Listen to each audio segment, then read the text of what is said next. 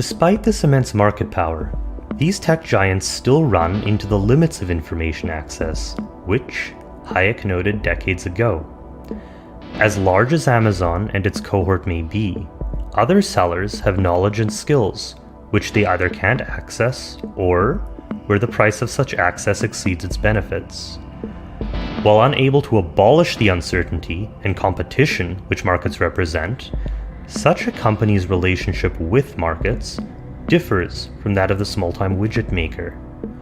For a firm with high enough market power and the ability to bargain aggressively, markets can start becoming more of a tool than an overarching reality. Amazon is a particularly interesting example. Even the internal infrastructure developed for use between its various teams is subjected to market forces. The company makes these tools available to third parties, and the disciplining effect means these tools have to stay cutting edge. Its famous cultural norms, like the 2-pizza rule for team sizes or the "it's always day one" motto, are reflections of a structural integration of market forces. Market power and access to a massive pool of data benefits innovation, but market competition is intentionally embraced to ensure all-important victories on the margin. This relationship to markets looks startlingly like the economic dynamics pursued by many states. The act of creation and stewarding of strategic markets by states is not unique to modern China, but was policy in America and Europe as their economies developed. Industries from 19th century steel to 21st century medicine and computing can pay homage to such practices. More recently, the concept of industrial policy has made a powerful comeback in the United States and its allies in the face of populist upheavals, either as a tool for or a defense against that disruption, depending on who is talking. Like Amazon, states can use markets to ensure discipline within industries that they are otherwise granting the protections of patronage. One example of this is export discipline. While many industries around the world enjoy both passive and active protectionist measures, a key element of successful industrial policy in East Asia was making such support dependent on export measures.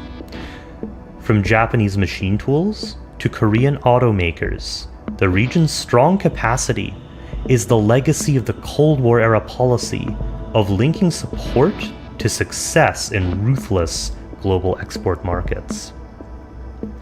States used this metric to measure success and root out firms which couldn't measure up to the political requirements of post-war construction. Decades earlier, the set of policies called the American system had allowed US firms to similarly outcompete British and European ones. Public support can jumpstart an infant industry, but export discipline ensures that it finally produces a champion. But, from the perspective of states, dominance in a single industry is a precarious situation. A single disruption or conflict can be ruinous. There is a reason the world's great centers are places like Beijing, New York, Mumbai, and London. Tulsa, Oklahoma, may have been the oil capital of the world, but a single lucrative resource does not make a world city.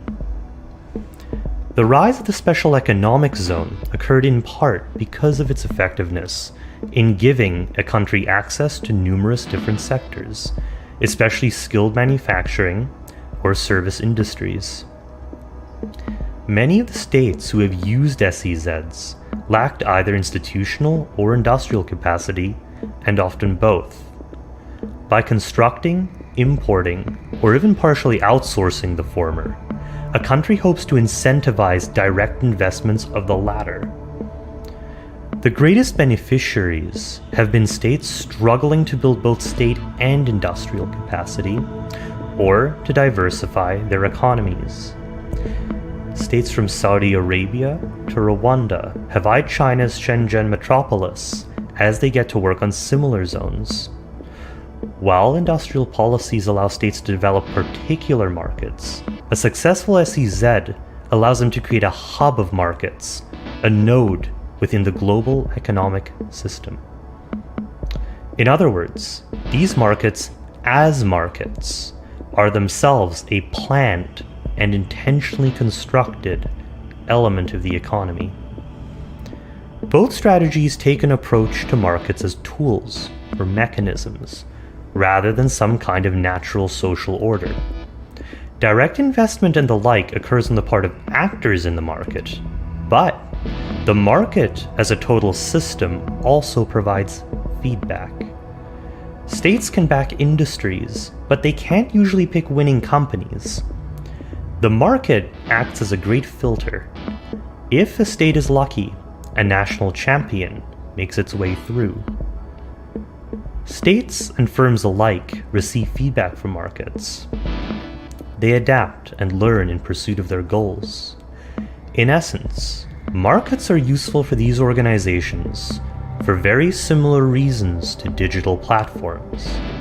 As systems, they contain information which could never otherwise be accessed.